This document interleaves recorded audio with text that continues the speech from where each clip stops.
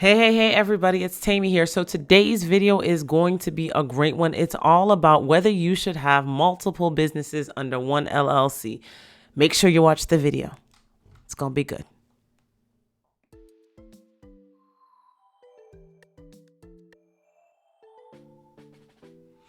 Hey, everybody. It's Temi Siyanbade here, your favorite Houston-based attorney and the host of Ask Temi Live, where we discuss the best ways to establish your business, protect your name, and keep your profits. All right, so today's question of the day is, can I have multiple businesses under one LLC? So should you have multiple businesses under one LLC? Tons of people do this. Tons of people, especially the serial entrepreneurs and the multi-passionate people that I know, like they're like, I have an idea for this company and that company and that company and that company. And listen, I'm the same way. I have ideas out the wazoo. But should they all be under one LLC? Can they be? Yes. Should they be? Probably not. Here's the reason why. LLCs divide risk. When you put everything together in one LLC, all the risks are bundled together. You might not care and you get to decide. At the end of the day, there's a lot of folks who do this. You get to decide.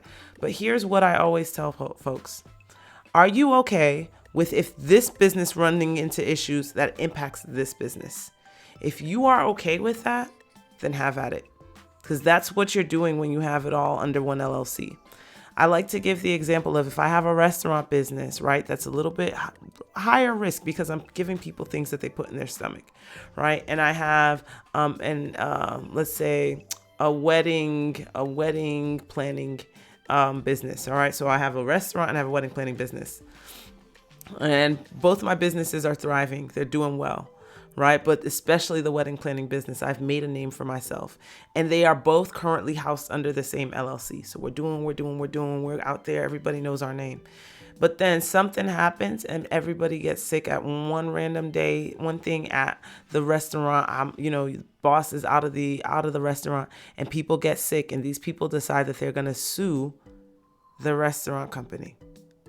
If the restaurant and the wedding industry, wedding planning business are in the same LLC, all of that money, all of the profit that is being housed that belongs to the wedding company is at risk of being attacked from the problems that are happening with the restaurant because they are one legal person.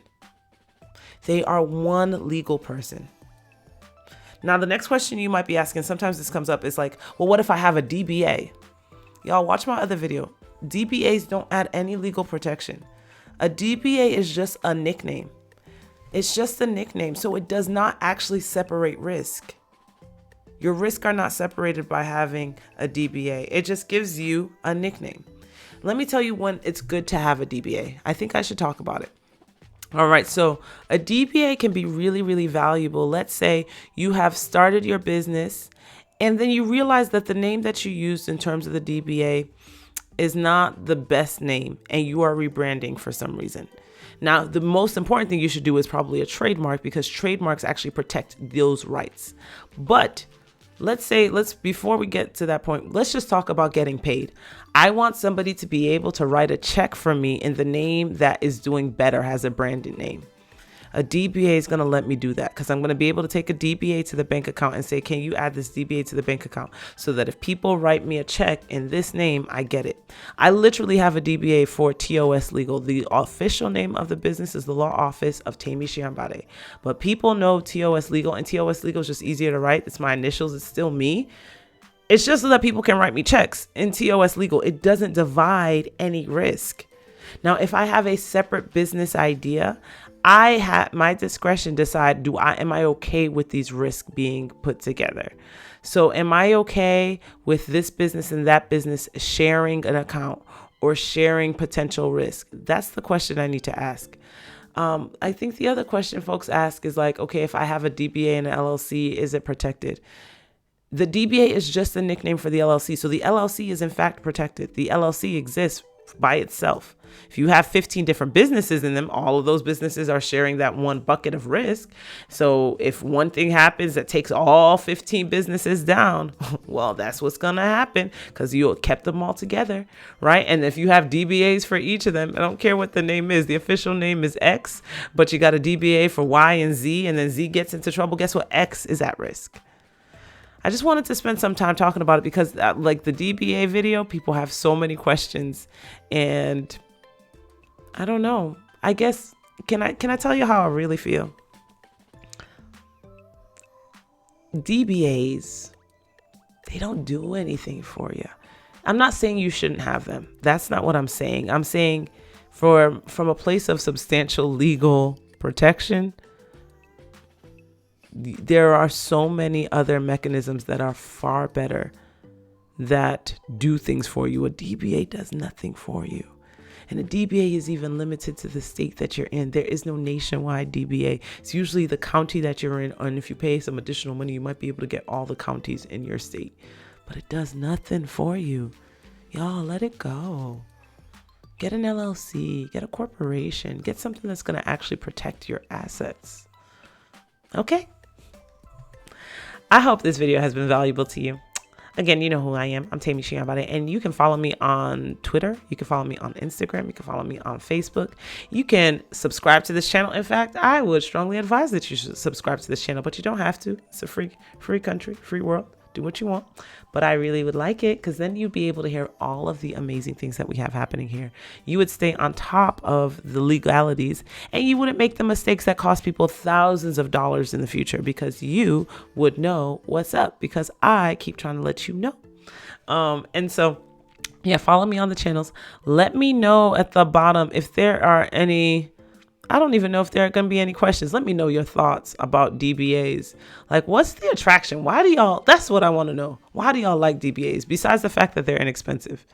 What are the thoughts behind what they do?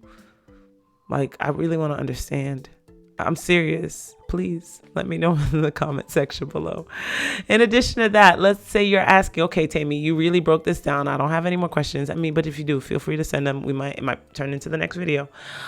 You might be asking, what do I do next? Here are the different options. I would say if you're really trying to start your business and you really want to be protected, even if you don't hire the attorney to do things for you, you should speak with an attorney because they can speak to your specific situation. Like, I'm not your lawyer. I can tell you big things, big pictures about the way the law works. But in terms of understanding your unique situation, it's going to be best to sit down with an attorney. Some attorneys have free consultations. I'm not one of them. But my consultations are very informative. You get the value that you pay for. Sometimes people are able to find clinics. Maybe the local law school in your area offers free clinics where people are talking about those things. So those might be some resources, but you should talk to a legal professional, right? That's one option. The other option that I want to give you is, again, get the checklist. You get the checklist by signing up for the email list. And if you're on the email list, you are first to know about all the cool things that we have going on. There's also a free course I've created. I'll put a link to that below, but those are the major things.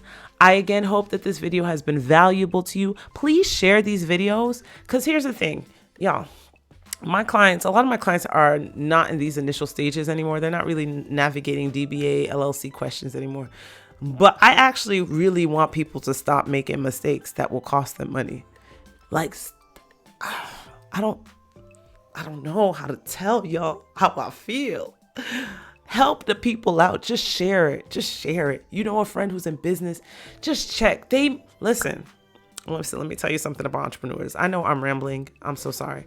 But let me tell you, entrepreneurs are very confident people and make mistakes. They're wrong because they don't ask. They be like, this is the conversation I have. Oh yeah, like, I got this. This is fine. I just have a DBA, and very confident about it. And I'm like, a DBA to do what?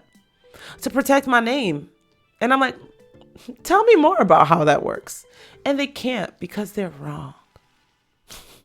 All right, so I'm done being silly for today.